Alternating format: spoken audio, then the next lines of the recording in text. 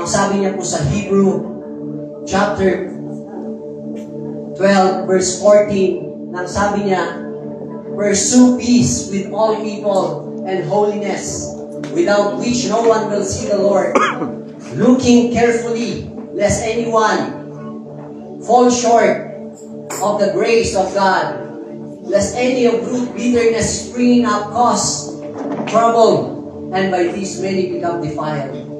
Amen? Kung gusto po natin na maging magkaroon ng wisdom, magiging anointed, great advisor, nais ng ating mahal na Panginoong Diyos na dapat ay wala pong galit, buot, hinanakit, bitterness sa bawat puso at isipan po natin. Amen? Dahil ang sabi niya sa Tagalog, sikapin ninyong makasundo ang lahat. Amen? Sikapin daw po natin na makasundo ang lahat at magpakabanal. Hallelujah! Sapagkat hindi ninyo makikita ang Panginoon kung hindi kayo mamumuhay ng ganito. Amen? Hindi po natin makikita ang ating mahal na Panginoong Diyos sa buhay po natin kung tayo po ay hindi po nagpapakabanal, kung tayo po ay puno-puno ng galit, buot, hinanakit, sama ng loob, inggit, selos, pride. Hindi po natin makikita ang ating mahal na Panginoong Diyos kung hindi po tayo magpapasakop sa ating mahal na Panginoong Diyos. At kung hindi po natin makasundo ang mga kapwa po natin, mananampalataya, ay hindi po natin makikita ang Panginoon. Sabi pa niya sa 15, pag-ingatan ninyong huwag tumalikod ang sinuman sa inyo sa pag-ibig ng Diyos. Napaka-importante po yan, mga kapatid, ang pag-ibig. Dahil ang siyam na bunga na dapat mag-manifest po sa atin ay love, joy, peace, patience, kindness, goodness, faithfulness, gentleness, and self-control, mga kapatid. Kaya dapat mag-manifest po yan sa bawat buhay po natin. Dahil ang sabi niya, pag-ingatan ninyong huwag tumalikod sino man sa inyo sa pag-ibig ng Diyos. Huwag kayong magtanim, hallelujah, ng sama ng loob. Dahil dito'y napapasama ang iba. Hallelujah. Ang bitterness po pala ay delikado kapag ka ito po ay ating pong pinapasok sa ating mga puso at isipan po natin. Kaya dapat ang makita po sa ating pong buhay sa bawat araw na dumarating po sa ating pong buhay ay ang pag-ibig ng ating mahal na Panginoong Diyos. Amen? Amen. Hallelujah. May pag-aralan po natin si Ahithophel, mga kapatid. Sino nga ba si Ahithophel? Number 1, he was the chief royal advisor. Amen? Siya po ay naging chief royal advisor. Ang sabi niya sa 2 Samuel, that Absalom sent for Ahithophel the Gelonite, David's counselor, from his city, from Gilo, while he offered sacrifices. Hallelujah. Si Ahithophel po, mga kapatid, ay naging chief royal advisor na ibig sabihin po, mga kapatid, pinakamataas na tagapayo ni Haring David. Amen.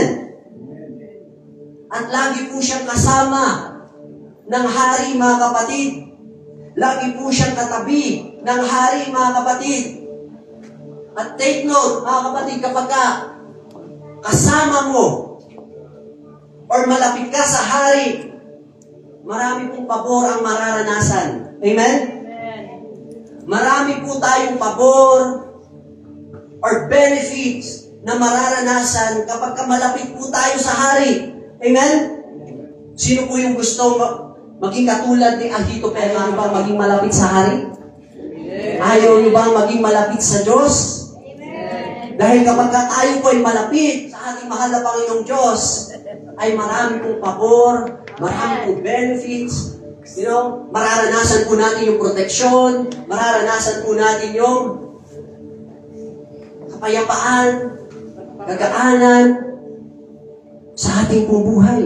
Amen? Pangalawa po mga kapatid, si Ahithophel po mga kapatid, he was a wise and anointed advisor.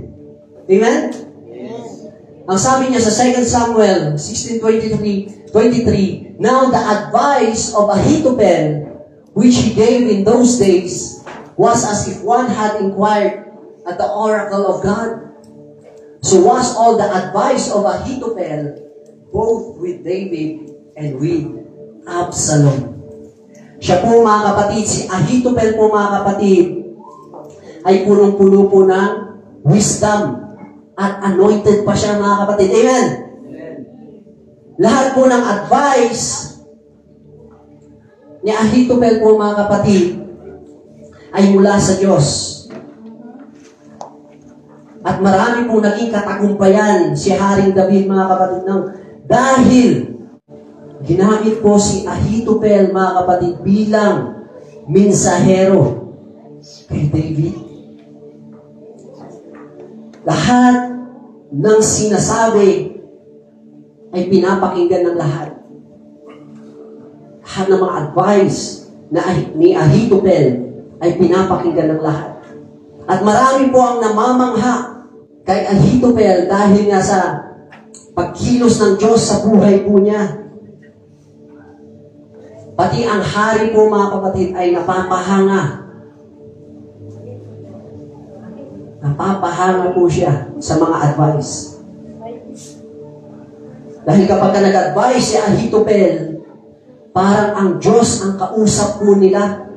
Si Ahithophel, siya po ay isang chief royal advisor. At number 2, puno-puno siya ng karunungan at anointed pa siya, mga kapatid. Ngunit, mga kapatid, ito na. Ngunit, sino po yung gustong maging Ahithophel po rito? Hallelujah. Ngunit, sa pangatlo po mga kapatid,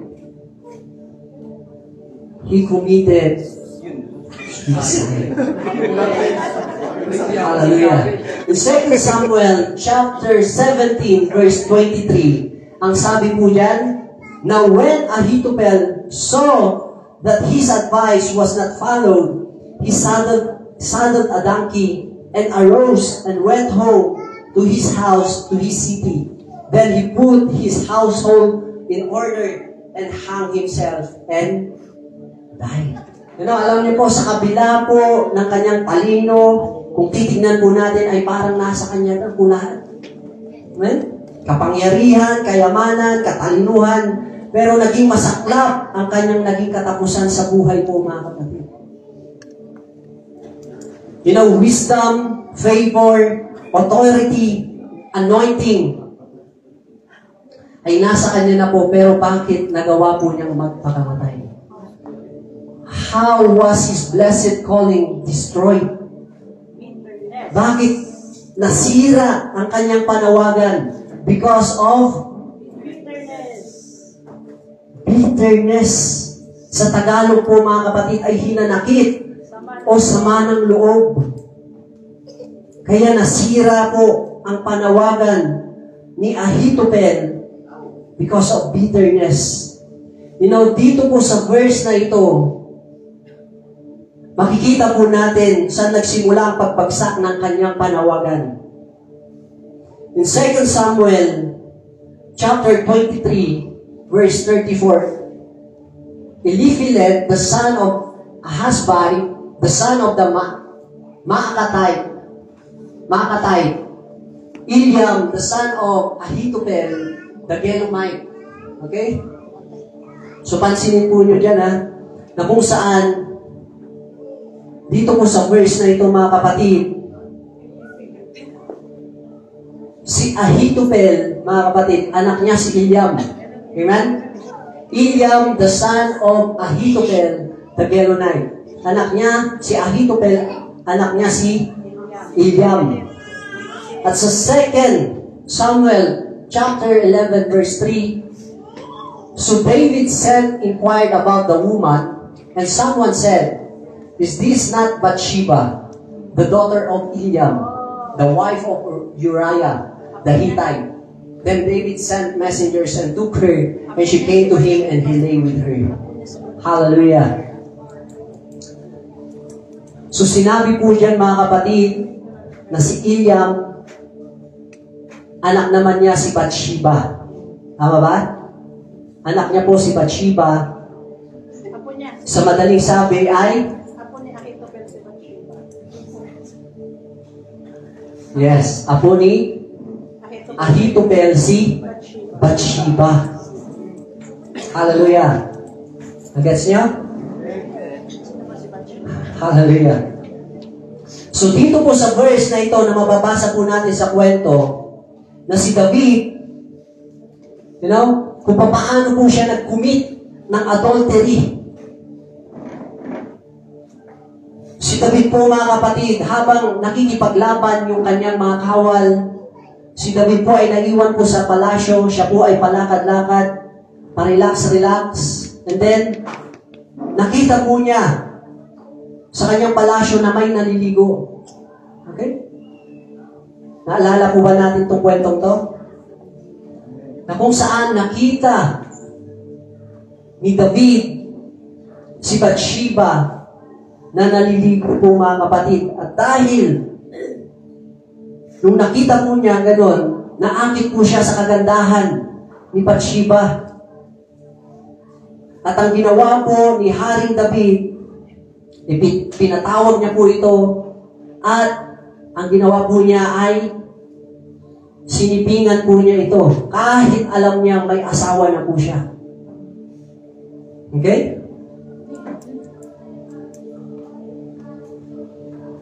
So dahil sinipingan po ni David si Bathsheba at ayaw niyang mabuo doon sa kasalanan na ginawa po niya, si Uriah po, mga kapatid, na nakikipaglaban, pinatawag po niya. Pinatawag ni David si Uriah na asawa ni Bathsheba. Kaya pala Bathsheba, kasi naliligo, di ba? Bathsheba. Ayun. Okay? Bakit? Kasi maliligo siya doon. Hallelujah. So, pinatawag ni David si Uriah na apalang nakikipaglaban po sa mga kaaway, para may pagtanggol ang palasyo, para hindi po mabuko si Haring David sa kanya pong ginawa, ay pinatawag niya si Uriah. Plano po ni David na maghugas po siya ng kamay.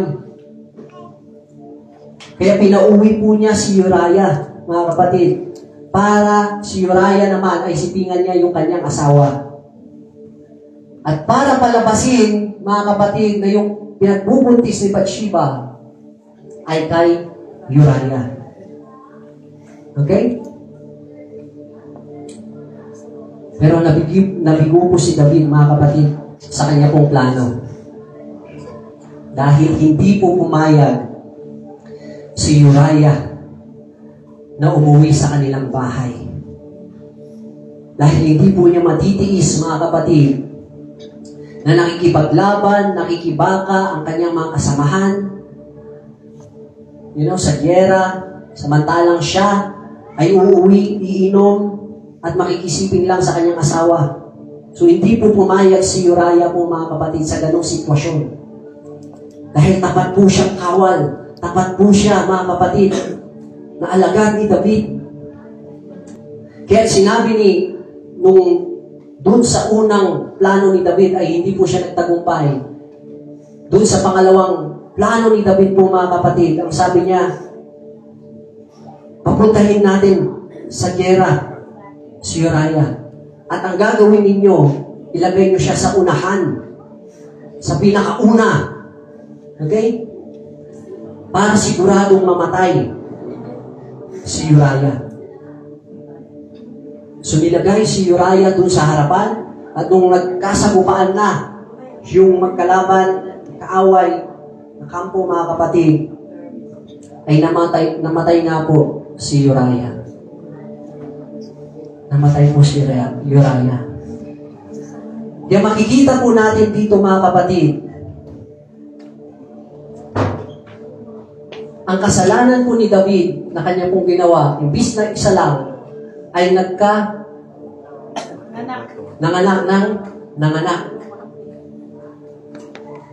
Ang kasalanan ni David na nakiabid, nadagdagan mula sa adultery, nanganak ng kasinungalingan, at nanganak ng pagpatay. Amen ba? Kaya mag-ingat po tayo sa kasalanan po, mga kapatid. Huwag na po nating subukan ang kasalanan. Huwag na po nating i-enjoy ang kasalanan. Dahil ang dulo po niyan ay kapahamakan. Ang kasalanan po kasi, mga kapatid, ay dumarami, nanganganak, mula sa isang pagkakasala. Kapag yan po ay in-enjoy po natin, niyakap po natin, nagiging manhid yung ating puso. Nagkakaroon ng kaluyan. Kaya ang nangyayari ay nadadagdagan. So ano nga ba itong resulta, mga kapatid, ng bitterness? Balik po tayo kay Ahithophel. Number 1, it will cause unforgiveness in your heart. Sabi niya sa Matthew chapter 6, verse 15, "But if you do not forgive men their trespasses, neither will your Father forgive your trespasses." Kung di ka magpapatawad, di ka rin patatawarin ng Diyos. At malinaw po, ang sabi niya po sa kanyang salita, na kapag di po tayo nagpatawad, anong mangyayari po, mga kapatid? Hindi po pakikinggan yung ating pong panalangin. Kaya nga, kapag tayo po lumalapit sa ating mahal na Panginoong Diyos, dapat malinis po yung ating puso at isipan po natin. Ang sabi niya sa kanyang salita, di ba? Na kapag ka maghahandog ka, alam mo, may hindi ka pa napapatawad, iwanan mo muna yung handog mo. Pumunta ka doon sa nakagawan mo ng kasalanan at magkaroon kayo ng reconciliation. At pagkatapos nun, ay bumalik ka sa ating mahal na Panginoong Diyos at ituloy mo yung paghahandog mo. You know, sabi sa letter A, unforgiveness will refuse to forget the past. Kapag hindi po tayo nagpapatawad, hindi po natin makakalimutan yung mga nakaraan, yung mga pait, yung mga sakit na salita, mga nagawang mga masasakit. You know? Ito po ay laging nagmumulto po sa atin. Kapag hindi po tayo nagpapatawad, ay ganyan po yung ating po mararanasan. Magiging multo po yan ng nakaraan. Nagiging bangungot po yan sa atin. Kasi maging sa ating pong pagtulog ay napapanaginipan po natin. Kaya pag nakita mo bumalik yung pangyayari, you know? Masakit. Kaya yung hindi po tayo nagpapatawad, mga kapatid, ay mabigat po sa loob. Tama ba? Kaya dapat tayo po ay nagpapatawad. The letter B, ang sabi diyan, unforgiveness will close the way for healing and restoration. Ang hindi pagpapatawad ay pagsara ng pintuan ng kagalingan at pagkakaayos. Hallelujah. Sinasara mo yung pintuan na yan kapag hindi ka nagpapatawad. The letter C, ang sabi niya dyan, unforgiveness will blind you from what is good. Bubulagin po tayo ng attitude na hindi pagpapatawad po, mga kapatid. Kahit marami na po siyang nagawang kabutihan, you know, kahit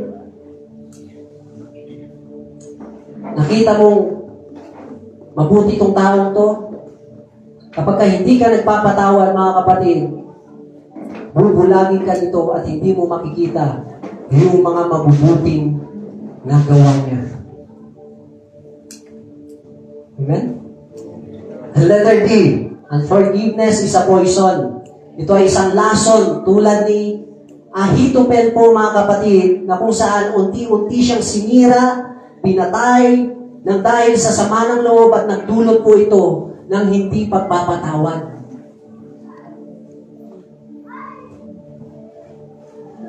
Paano nasira yung pagkatawag o calling niya Ahithophel? Because of bitterness. Hindi siya nagpatawad.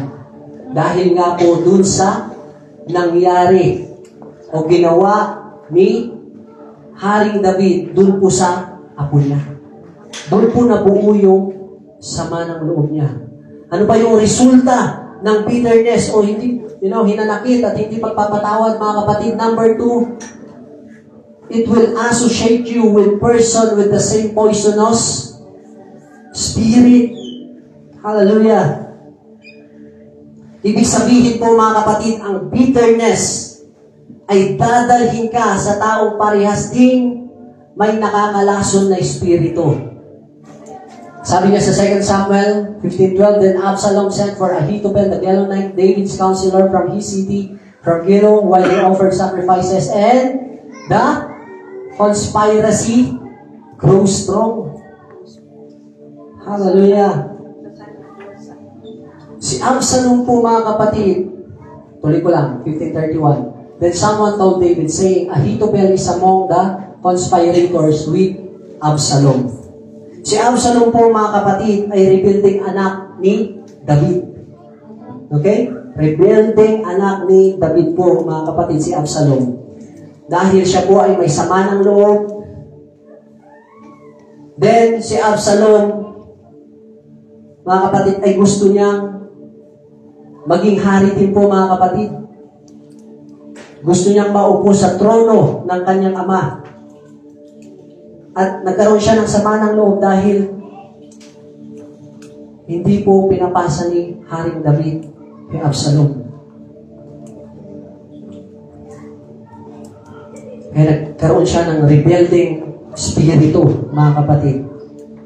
At dahil doon, mga kapatid, nag-join force silang dalawa ni Ahithophel. Nagsabwatan po yung dalawang rebelde at may hinanakit, mga kapatid, sa puso. Hello? Kita po natin dyan. Kaya umiwas po tayo sa may mga bitterness. Amen? Umiwas po tayo sa mga may bitterness. Dahil kapag lagi mo siyang kasama, nakikisama tayo sa kanya na may sama ng loob, may maging iisang espiritu po. Maging iisang espiritu po kayo kapag ganun po, na lagi kayong magkasama, na may sama ng loob pala yung taong yun. Kakaroon ng espiritong nakakalason. Nagiging, nagiging rebelde na rin. Kaya mag-ingat po tayo. Doble ingat po tayo, mga kapatid. Bantayan po natin yung ating pong puso. Bantayan po natin kung sino yung nagiging kakwentuhan po natin. Amen?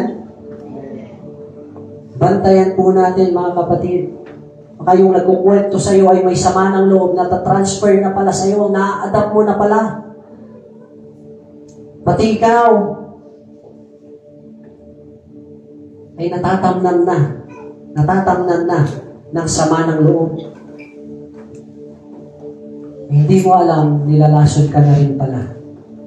Kaya mag-ingat po tayo sa mga nakakasama po natin, sa mga nakakausap po natin, sa mga, maging mapagbantay po tayo. Maging mapagmatsyag. Hallelujah. Kaya ingat po tayo, mga kapatid. Huwag po tayo magpapadin lang.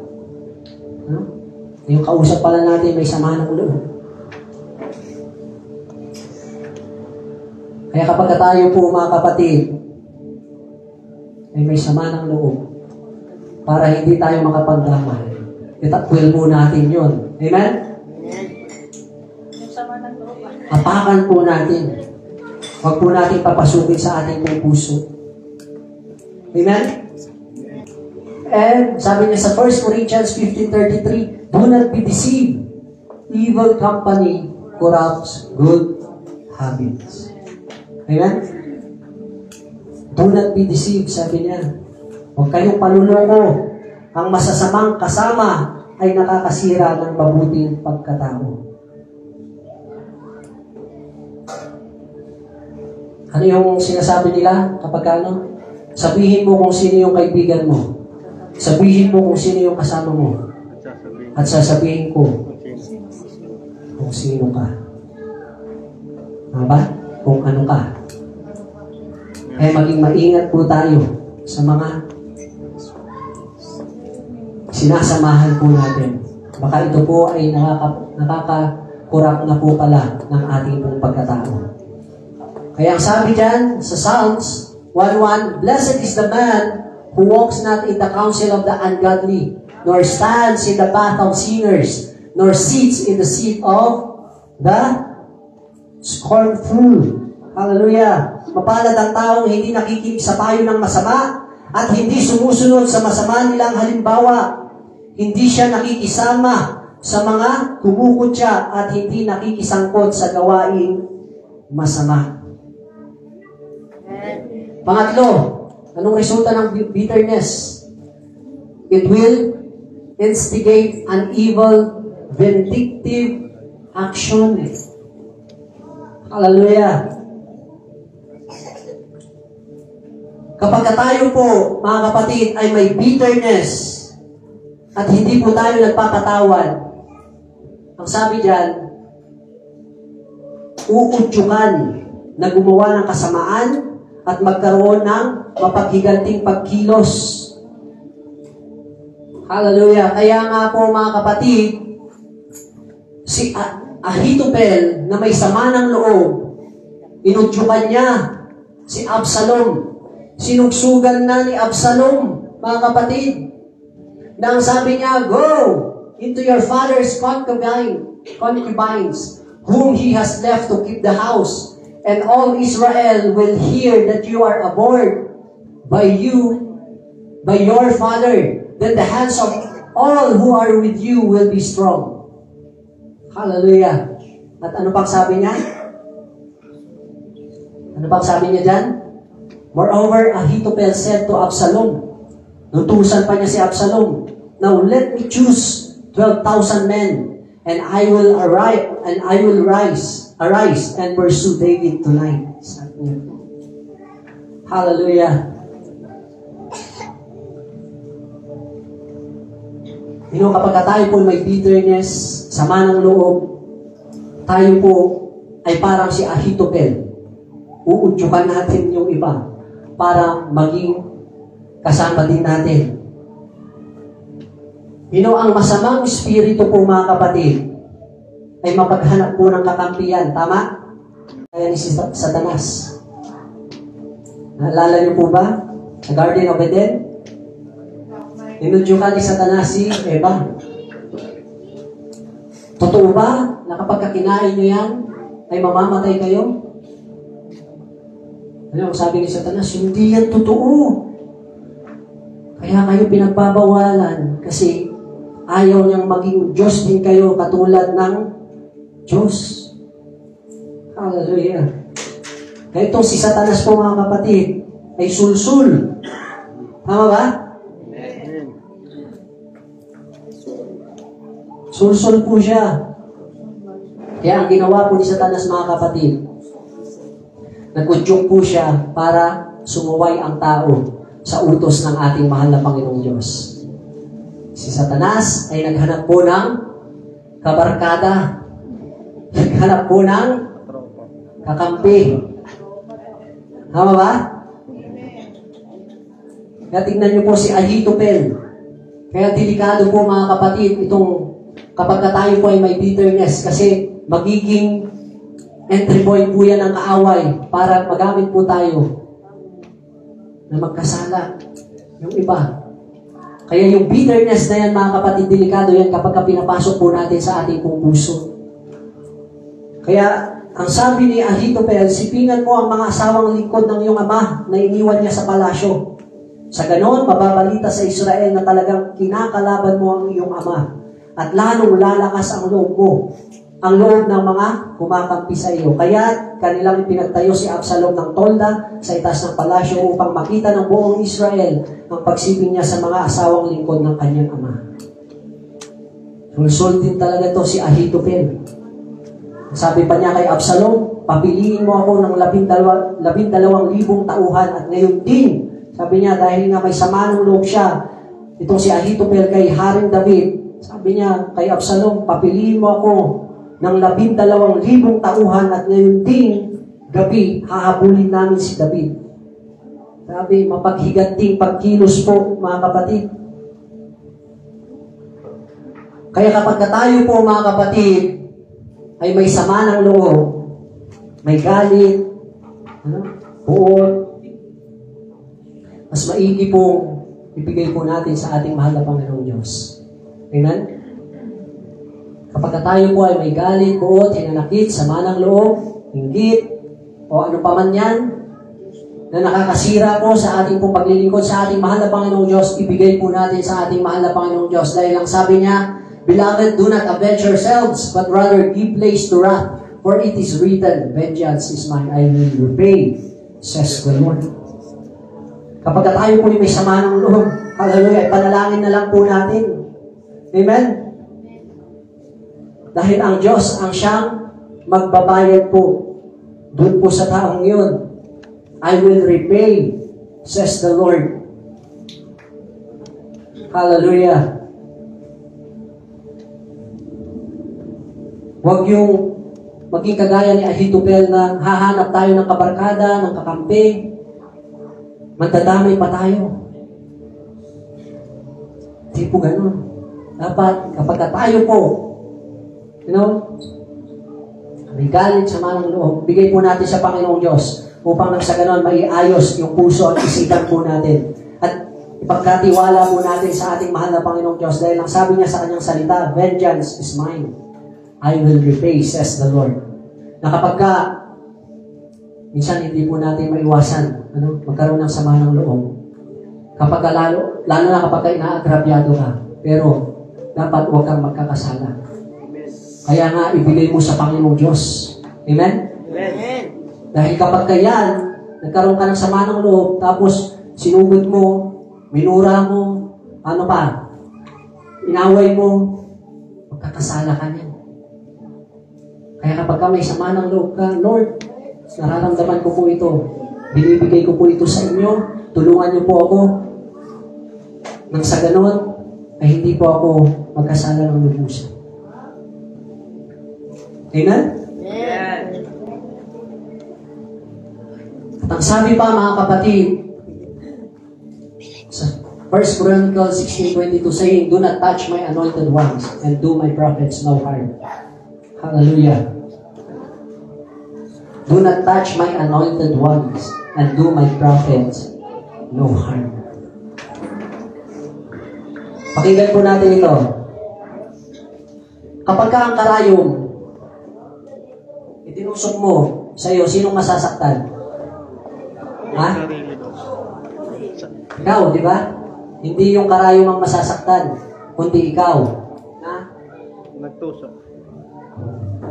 Tinusok mo yung ano mo doon sa karayom, ikaw ang masasaktan. Kapag sinipa mo ang isang matulis na bagay, hindi yung matulis na bagay yung masasaktan, kundi ikaw. Hallelujah. You know, si David po, mga kapatid, ay lingkod po ng ating mahal na Panginoong Diyos. Inanoint ng Panginoon, ibig sabihin, protected yan ng ating mahal na Panginoong Diyos. Tama ba? Amen. Kaya si Ahithophel po, mga kapatid, at saka si Absalom, ay nanganganib po dahil pinagplanuhan po nila ng masama ang lingkod ng Panginoon. Pero alam nyo, hindi po hinayaan ng Panginoong Diyos na magtagumpay sa plano nilang hindi po maganda kay David. Dahil alam nyo, si Haring David,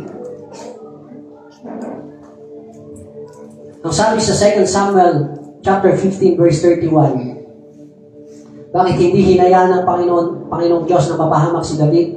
May nagbalita kay Haring David na si Ahithophel, mga kapatid, ay kabilang sa kasabwat ni Absalom.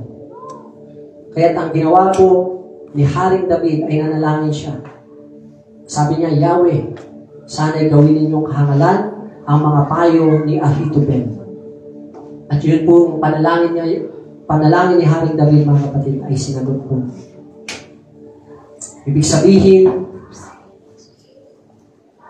ang lingkod ng ating mahal na Panginoong Diyos, kapag yan po ay ating pong hindi sinunod, kinalaban po natin, sinuway po natin. Ang sabi niya sa Genesis chapter 12 verse 3, I will bless those who bless you, and I will curse him who curses you. Kapag ang lingkod ng Panginoong Diyos, mga kapatid, ay nag-release ng blessing sa iyo, i-bless ka ng Panginoon. Amen ba? Amen. Pero kapag sinaktan mo ang kalooban ng lingkod ng Panginoong Diyos, sinuway mo at sinumpa mo, kapag ka nagsumbong o nanalangin ang lingkod ng ating mahal na Panginoong Diyos, ang sabi niya dyan, He will curse yung nag-curse sa lingkod ng Panginoon. Tama ba? Balik po tayo kay Ahithophel, mga kapatid. Kung saan, yung payo po ni Ahithophel,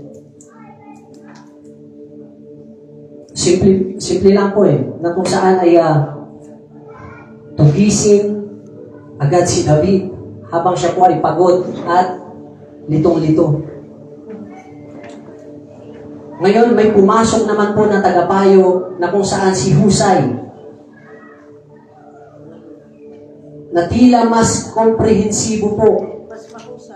Komprehensibo po, mga kapatid.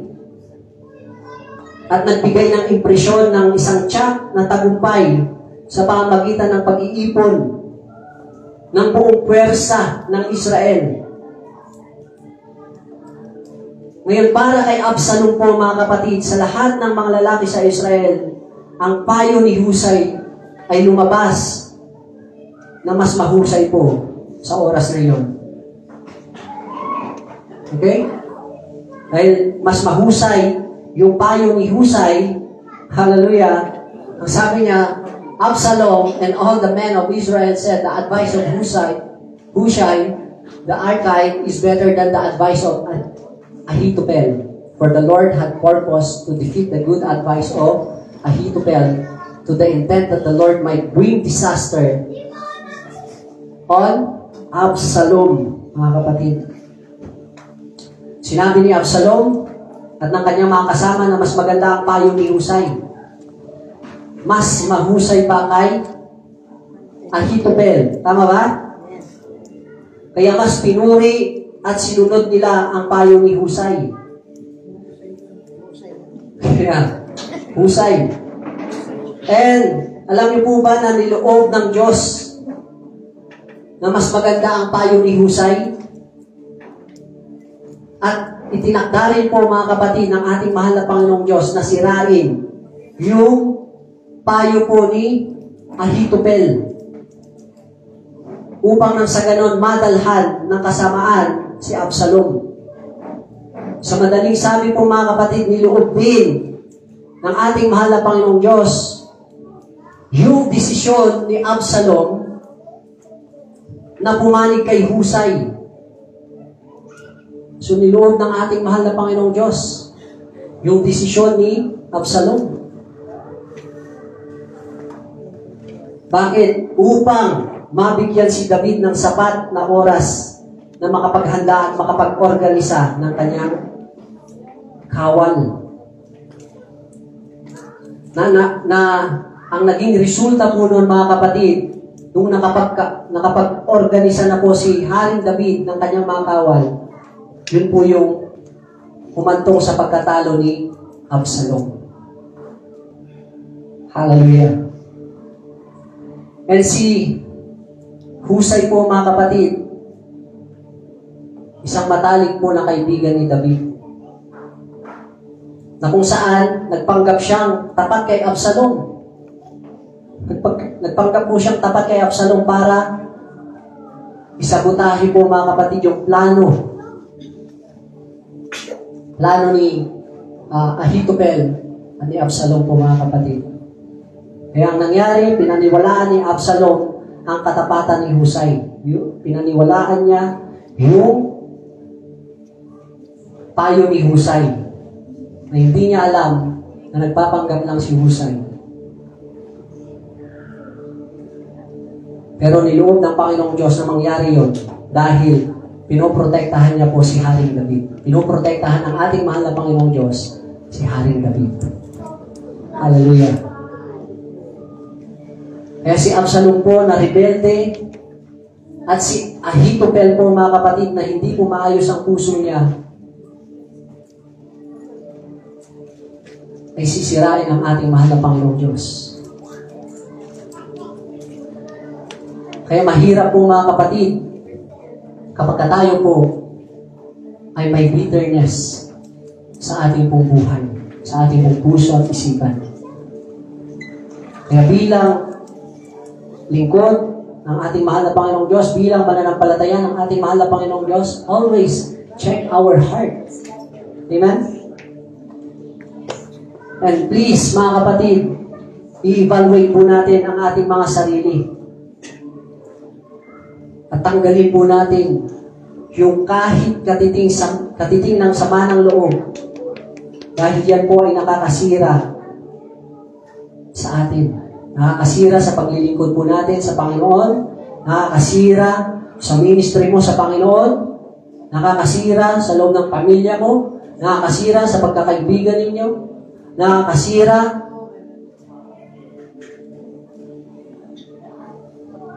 na kayong magbabarkada. Kaya kahit katiting na sama ng loob, dapat huwag po natin i-entertain yan. Dapat ay inaalis po natin yan. Amen? Dahil hindi po maganda ang magiging resulta po niyan, mga kapatid.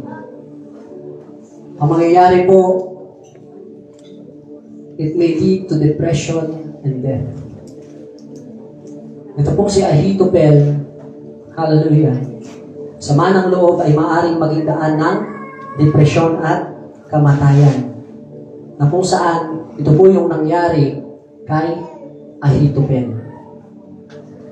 Na nung hindi na po pinakinggan yung payo ni Ahithophel, mga kapatid, na when Ahithophel saw that his advice was not followed, he saddled a donkey and arose and went home to his house, to his city.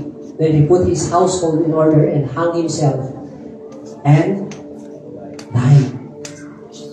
Nung makita po ni Ahithophel, mga kapatid, na yung kanyang payo ay parang wala na. Parang nawalan na po siya ng kabuluhan. Hindi na po sinunod. Ang ginawa po niya ay sumakay siya sa maliit na kabayo at umuwi. Inayos niya ang kanyang kabahayan at anong ginawa niya? Nag-50. Yung napakagandang promotion po sana niya, mga kapatid. Promotion na nagmumula sa Panginoon. Ang promotion na napakaganda ng ating mahal na Panginoong Diyos kay Ahithophel ay pinalit po niya sa sama ng loob. Na siyang naging daan para siya ay ma-depress at magpakamatay. Nakita niyo po ang napaka-danger ng bitterness kapag yan po ay pinapasok po natin sa ating puso at isipan po natin. Dahil magiging entry point po yan ng kaaway. Nagagamitin niya yan upang tayo po ay ma-defocus sa ministry na ipinapagawa ng ating mahal na Panginoong Diyos sa ating pong buhay. Amen? Ay huwag po natin i-entertain And bitterness can lead us to destruction. Tulad ni Absalom at ni Ahithophel po, mga kapatid. Malapit na po akong matapos. Teaching po yung ginawa natin. Hindi po preaching. Preaching. Ha? Okay? So, anong sabi dyan? He live up to his name. Kapatid ng mangmang, isang napakatalinong tao, na kung saan napakatalinong nilalang na humantong sa pagiging mangmang dahil sa bitterness. At ipinamuhay niya ang pangalan niya. Ang ibig sabihin ng pangalan niyang Ahithophel, na kung saan brother of foolishness. Ano pang sabi dyan? He is a picture of Judas of the Old Testament. He betrayed his king and he committed suicide. Si Ahithophel po, mga kapatid, ay parang Old Testament Judas. Si Ahithophel ay Old Testament Judas. Judas betrayed Jesus the King and hung himself. Tama ba? Si Ahithophel, because of bitterness, he betrayed King David and he hung himself.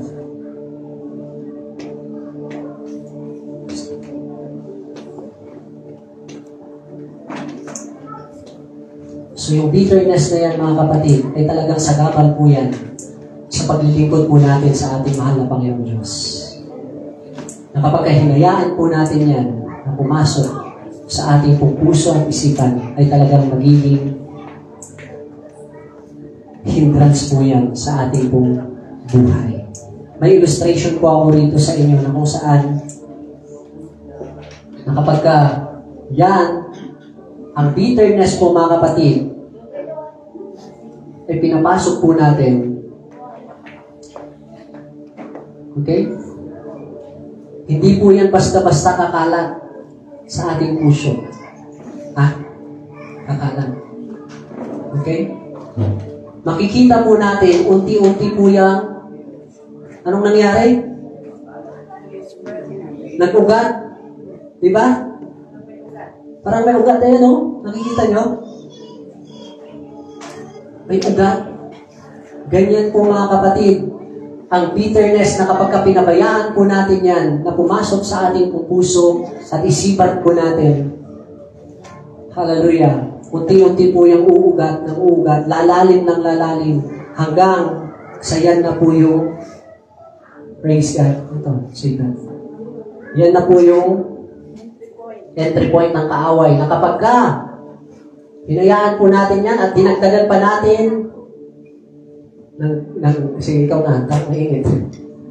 Ng galit, puot, hinanakit, sama ng loob, bitterness, envy, pride, ayun na po yung mangyayari. Sasakupin na niya po yung buong puso mo hanggang sa hindi mo na maramdaman ang ating mahal na Panginoong Diyos sa iyong buhay.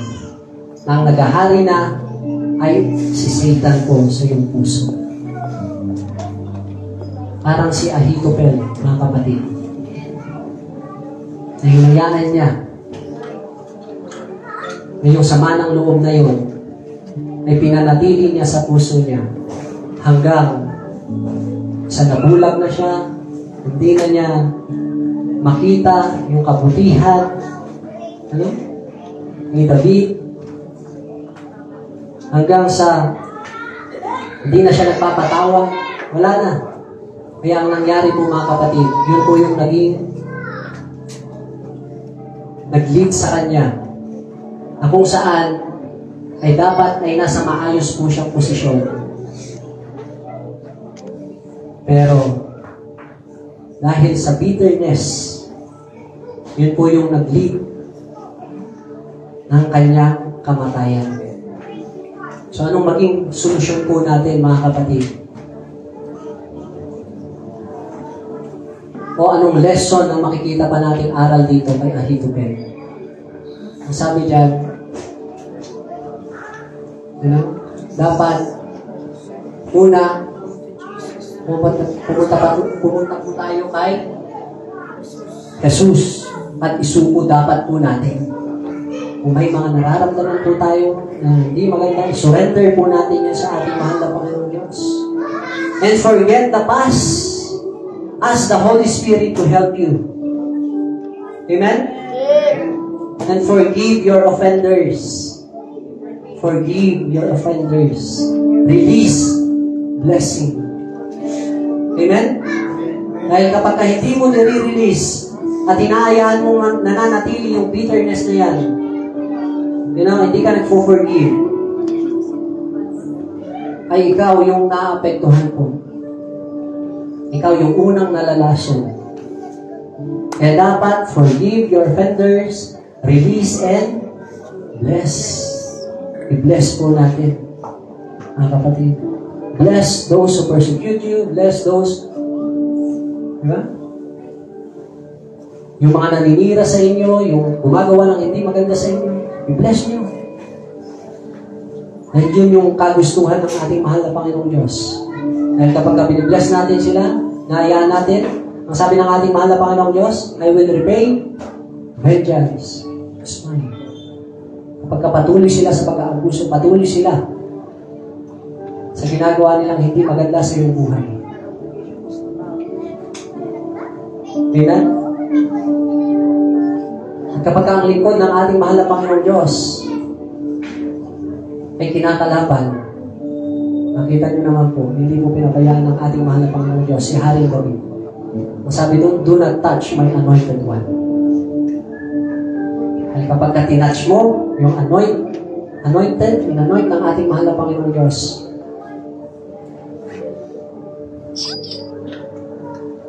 marami po ang ating pong buhay. Kasi umpa mo, pinapakan mo, pinagsalitan mo ng hindi maganda, ang Diyos ang makakalaban mo. So forgive your offenders, release and bless. And number 4, fellowship with right people.